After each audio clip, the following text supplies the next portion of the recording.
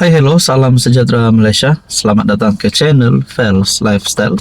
Tuan-tuan dan puan yang saya amat hormati. Sempena hari raya nanti, bulan Ramadan, sempena sambutan Aidil Fitri nanti, antara berita baik yang dinantikan oleh seluruh rakyat Malaysia, terutamanya penjawat awam, adalah bantuan daripada kerajaan, bantuan Aidil Fitri.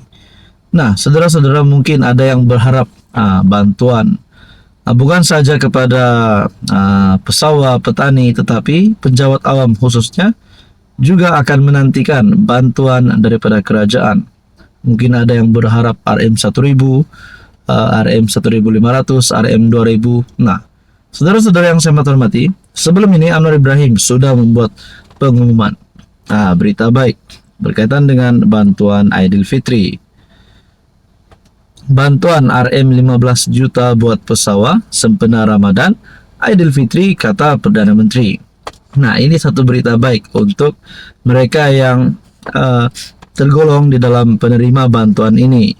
Tetapi bagi negeri Pahang pula, penjawat awam Pahang terima bantuan khas kewangan Aidil Fitri RM1.000. Oh, ini berita baik untuk negeri Pahang. Saudara-saudara, Kerajaan Negeri Pahang telah bersetuju untuk memberi bantuan khas kewangan Aidil Fitri sebanyak RM1.000 kepada kira-kira 8.000 penjawat awam di negeri ini.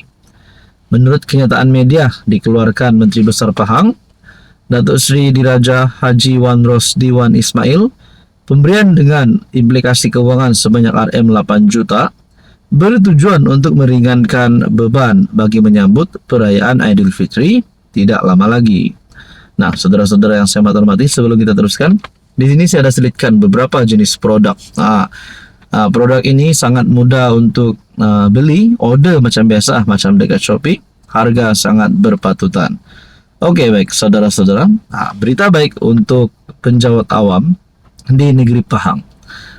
Bagaimana pula dengan di negeri-negeri yang lain? Tidak kiralah di Semenanjung, di Sabah, Sarawak.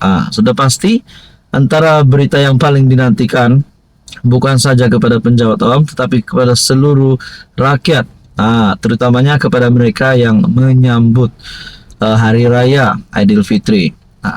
Jadi antara bantuan yang diumumkan oleh kerajaan adalah seperti yang diumumkan Anwar, yaitu RM15 juta buat pesawat sempena Ramadan Aidil Fitri. Manakala negeri Pahang pula, penjawat awam Pahang terima bantuan khas kewangan Aidil Fitri RM1.000. Hello semua, salam sejahtera Malaysia. Selamat datang ke channel Fels Lifestyle. Terima kasih kerana terus setia dan terus bersama di dalam channel ini. Saudara-saudara yang saya hormati, ada satu kejutan daripada salah satu parti ataupun gabungan komponen yang menyokong kerajaan Madani, yang menyokong Anwar Ibrahim. GRS dalam satu kenyataan yang pasti menggemparkan Anwar sebagai Presiden PKR dan sebagai pengurus PH dan juga Perdana Menteri. Saudara-saudara, Haji G tegur Ketua PKR Sabah risik kawasan GRS. Mustafa Sakmud ada nyata hasrat bertanding dun tempasuk disandang pemimpin gagasan rakyat Muhammad Arsad Bistari. Nah, adakah keinginan Mustafa Sakmud yang mempunyai hasrat untuk bertanding bagi dun tempasuk yang kini disandang oleh pemimpin gagasan rakyat, yaitu Muhammad Arsad Bistari? Haji G memberi isyarat tidak setuju sekiranya PH ingin bertanding di kawasan disandang Wakil Gabungan Rakyat Sabah menjelang PRN 17. Oke, baik saudara-saudara, sebelum kita teruskan di dalam isu ini, di sini saya ada selitkan beberapa jenis produk. Ubat gout, ubat gastrik, baju raya, dan macam-macam produk lah. Di video sebelum ini pun banyak produk yang saya share. Sangat simple, order macam biasa, harga cukup murah, cukup berpatutan.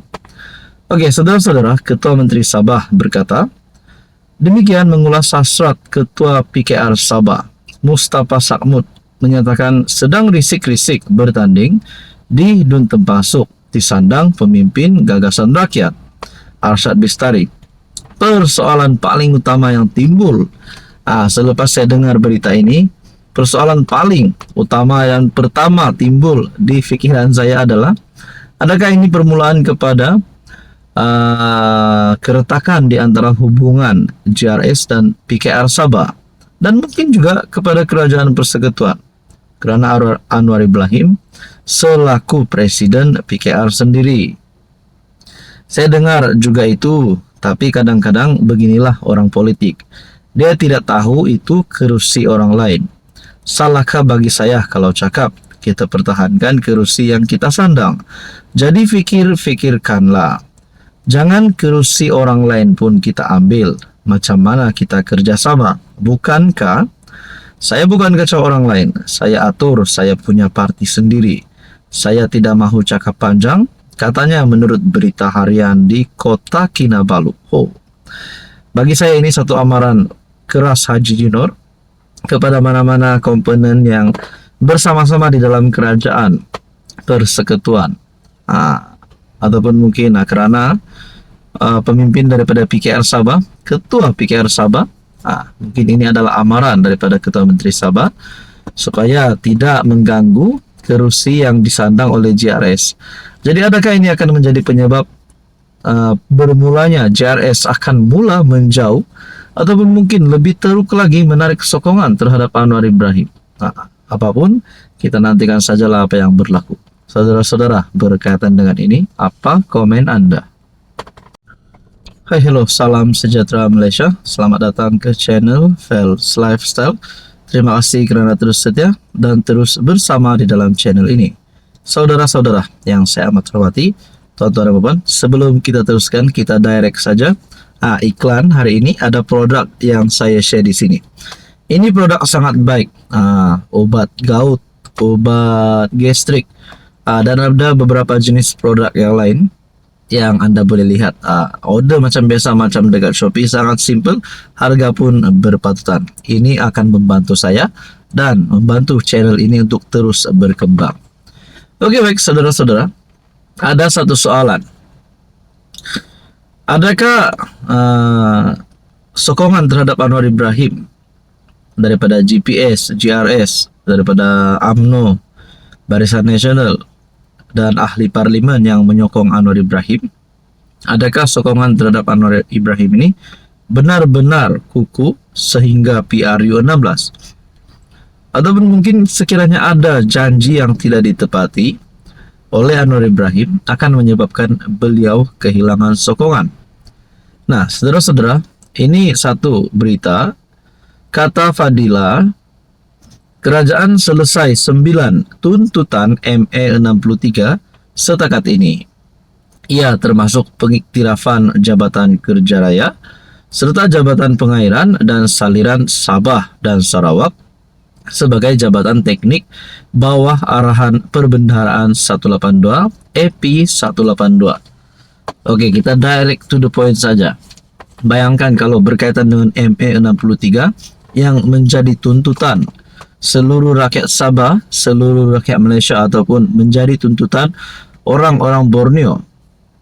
Adakah sekiranya tuntutan-tuntutan ini tidak ditunaikan sepanjang Anwar Ibrahim memerintah?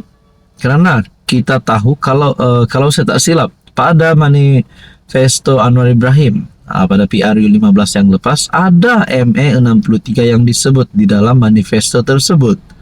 Jadi, disinilah waktu yang sangat sesuai, sangat tepat untuk Anwar Ibrahim untuk menunaikan manifesto itu, menunaikan hasrat rakyat Sabah dan Sarawak, melibatkan ME 63.